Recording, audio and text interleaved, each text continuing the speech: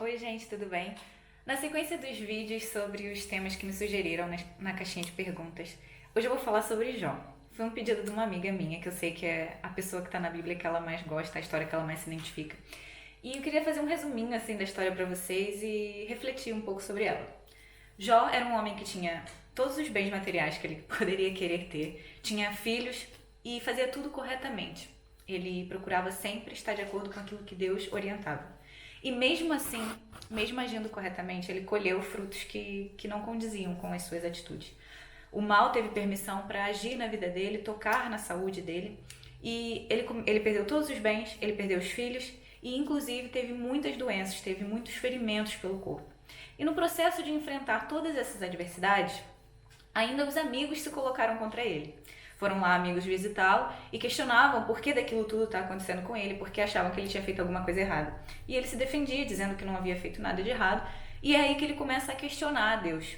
Por que daquilo tudo está acontecendo? Por que os perversos prosperam e os bons e os justos sofrem no mundo? Ele começa a fazer vários questionamentos por conta da dor que ele estava passando. Mas em nenhum momento ele amaldiçoou a Deus, ele se revoltou contra Deus. Pelo contrário, ele fazia perguntas.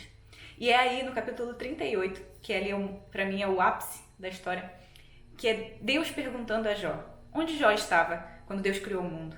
Onde Jó estava quando Deus criou o homem, quando Deus criou a terra, quando Deus criou os animais, quando ele criou as leis que regem a natureza? E aquilo faz com que Jó reflita e veja como ele era pequeno diante de toda a criação de Deus e ainda assim que o amor de Deus estava alcançando a vida dele. Já no capítulo 42, o último capítulo, Jó reflete dizendo que nenhum dos planos de Deus pode ser frustrado. Tudo o que ele falava, ele não tinha conhecimento para falar. E então ele fala que antes ele conhecia Deus só de ouvir falar, mas agora ele estava vendo com os próprios olhos. Com os próprios olhos, ele estava contemplando a Deus.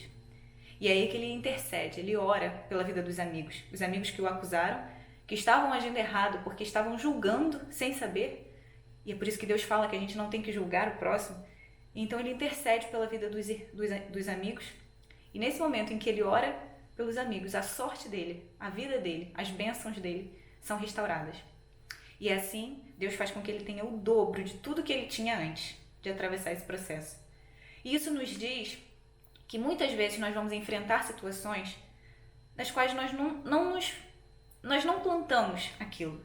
A gente vai sofrer afrontas, a gente vai sofrer decepções, a gente muitas vezes pode perder bens materiais, pode perder oportunidades, pode perder coisas que eram importantes para nós.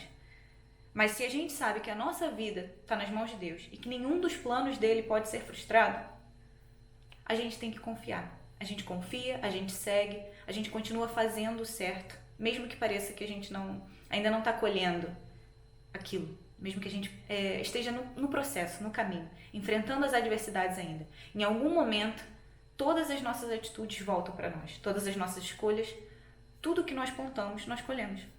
E a história de Jó nos mostra bem isso. Em muitos momentos da nossa vida, a gente parece que não vê saída, que não há porquê, a gente não entende o porquê daquela situação. Mas existe alguma razão. E a gente não pode esmorecer, a gente não pode desanimar. Em algum momento a resposta chega.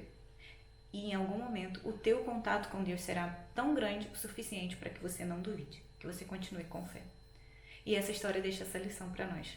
Que a gente saiba enfrentar as adversidades sem gerar revolta ou mágoa no nosso coração.